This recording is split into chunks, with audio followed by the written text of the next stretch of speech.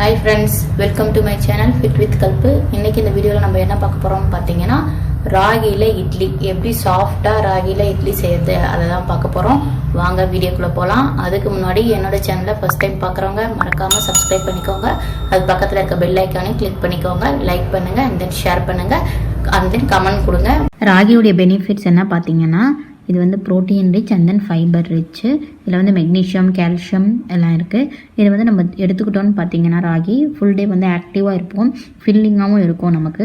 And then பார்த்தீங்கன்னா நார்ச்சத்து அதாவது ஃபைபர் வந்து அதிகமாக இருக்குது. இப்போ நம்ம நான்வெஜ் ஐட்டம்ஸு ஆயிலில் ஃப்ரை பண்ண ஐட்டம்ஸ்லாம் எடுத்திங்க பார்த்தீங்கன்னா அதில் வந்து நார்ச்சத்தே சுத்தமாக இருக்காது. அதனால் வந்து நம்மளுடைய டைஜஷன் பாஸ் வந்து ரொம்ப ஸ்லோவாக ஒர்க் ஆகும். இந்த மாதிரி வாரத்தில் ஒரு நாள் 2 நாள் இந்த நார்ச்சத்து அதிகமாக இருக்க கேழ்வரகு எடுத்துக்கிட்டோம்னா நம்மளோட டைஜஷன் பாஸ் வந்து ஃபாஸ்ட்டாகவும் ஒர்க் ஆகும் அண்ட் தென் க்ளீனும் ஆகும். நம்மளோட இம்யூனிட்டி வந்து பூஸ்டப் பண்ணும். இதில் வந்து கால்சியம் இருக்குது, அதனால் வந்து பல்லு எலும்பு அது எல்லாமே ரொம்ப ஸ்ட்ராங்காக ஆகும். அண்ட் தென் வெயிட் லாஸ்க்கு ராகி வந்து கண்டிப்பாக யூஸ் ஆகும். ஏன்னு பார்த்தீங்கன்னா ரொம்ப நேரம் பசிக்காது, ஸோ ஃபில்லிங்காக இருக்கும்.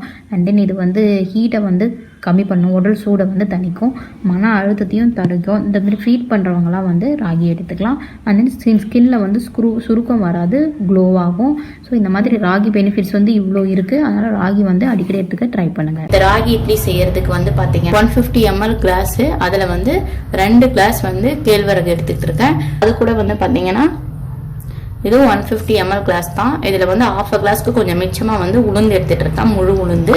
ஒரு 1/4 டீஸ்பூன் வந்து வெந்தயம். அவ்வளோதான் இதுக்கு தேவையான பொருட்கள். இதை வந்து ஒரு 4-5 டைம் அலசிட்டு ஒரு 2-3 மணி நேரம் இல்லை ஒரு 4 மணி நேரம் கூட நல்லா ஊற வச்சுக்கோ. அவ்வளோதான், நம்மளோட ராகி வந்து நல்லா ஒரு 3-4 மணி நேரம் நல்லா ஊறிடுச்சு. இது வந்து பார்த்தீங்கன்னா இந்த நம்ம ஊற வச்ச தண்ணியை ஊற்றி தான் அரைக்கணும். இது கூட நான் வந்து என்ன சேர்த்துக்க போகிறேன் அப்படின்னு பார்த்தீங்கன்னா மல் கிளாஸில் வந்து 1 கிளாஸ் வந்து நான் வந்து சிகப்பு அவல் வந்து ஊற வச்சுருக்கேன். ஒரு 5 மினிட்ஸ் ஊற வச்சு இதையும் இது கூட சேர்த்துட்டு அரைச்சிக்க வேண்டியதான். இதை நம்ம அரைச்சிக்குவோம். அவ்வளோதான் ஃப்ரெண்ட்ஸ், பாருங்கள் நல்லா அரைச்சிட்டு வந்துட்டேன். அரைச்சிட்டு இதில் வந்து உப்பு போட்டு நான் நல்லா கலக்கி வச்சுட்டேன். இது வந்து ஓவர் நைட் அதாவது 8 hours வந்து நல்லா புளிக்கட்டும். இது கூட நான் ஏன் சிகப்பு அவல் சேர்த்தேன் அப்படின்னு பார்த்தீங்கன்னா அவல் சேர்க்கல, சிகப்பு அவல் தான் சேர்த்துருக்கேன். சிகப்பு அவல் உடம்புக்கு நல்லது, வெயிட் லாஸ்க்கு ரொம்ப யூஸ்ஃபுல்லாக இருக்கும். ப்ளஸ் வந்து அது அனிமியாவுக்கு ரொம்ப நல்லது, அதனால அதை சேர்த்துருக்கேன். அது சேர்த்தா வந்து புளிப்புத்தன்மை வந்து சீக்கிரம் வந்துடும். ப்ளஸ் வந்து பார்த்தீங்கன்னா சாஃப்டாகவும் இருக்கும் இட்லி.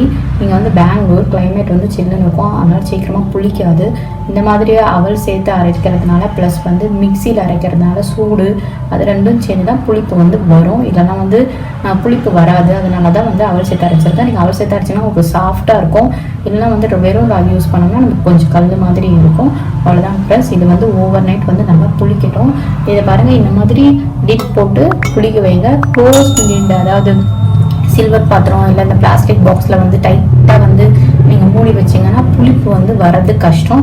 இந்த மாதிரி லிட் போட்டு வச்சிங்கன்னா உங்களுக்கு வந்து புளிப்பு வந்து ஈஸியாக வந்துடும். ஓகே, மார்னிங் பார்க்கலாம். அங்கே மாவு எப்படி புளிச்சு வந்திருக்கு பார்க்கலாம். பாருங்கள் நல்லா எப்படி நல்லா புளிச்சு வந்திருக்கு மாவு, ஏரியா இருக்குது. அதனால தெரியும். வாங்க நம்ம இட்லி ஊற்றிக்கலாம். இதுக்குள்ள நல்லா ஆவி வந்துடுச்சு, வச்சிடலாம். ஒரு 15 மினிட்ஸ் வந்து வேகட்டும். ராகிக்கு பார்த்தீங்கன்னா வேர்க்கடலை சட்னி ரொம்ப காம்பினேஷன் சூப்பராக இருக்கும். வேர்க்கடலை ஒரு 100 கிராம் எடுத்துகிட்டு இருக்கேன். 4 பச்சை மிளகா, பூண்டு, இஞ்சி ஒரு துண்டு, கொஞ்சமாக தேங்காய், லேசாக தேங்காய் பொடி, அவ்வளோதான். இதை அரைச்சிட்டு வந்துடலாம்.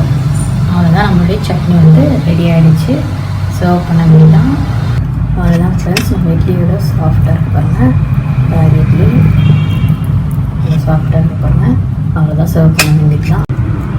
அவ்வளோதான் ஃப்ரெண்ட்ஸ், நம்மளுடைய இட்லி அண்ட் சட்னி வந்து ரெடி ஆகிடுச்சு. இட்லி பாருங்கள் அவ்வளோ சாஃப்டாக இருக்குது. இந்த மாதிரி நீங்களும் வெயிட் லாஸ் செஞ்சு சாப்பிட்டு என்ஜாய் பண்ணுங்கள். இட்லி ரொம்ப டேஸ்ட்டாக இருக்கும். அது வேர்க்கடலை சட்னியோட சாப்பிடும்போது ரொம்ப நல்லா டேஸ்ட்டாக இருக்கும். முன்னாடி என்னோட சேனலை ஃபஸ்ட் டைம் பார்க்குறவங்க மறக்காமல் Subscribe பண்ணிக்கோங்க. அண்ட் தென் பக்கத்தில் இருக்க பெல் ஐக்கானையும் கிளிக் பண்ணிக்கோங்க. இந்த வீடியோ உங்களுக்கு பிடிச்சிருந்ததுன்னா லைக் பண்ணுங்கள் அண்ட் தென் ஷேர் பண்ணுங்கள். நெக்ஸ்ட் வீடியோவை பார்க்கலாம். பாய்.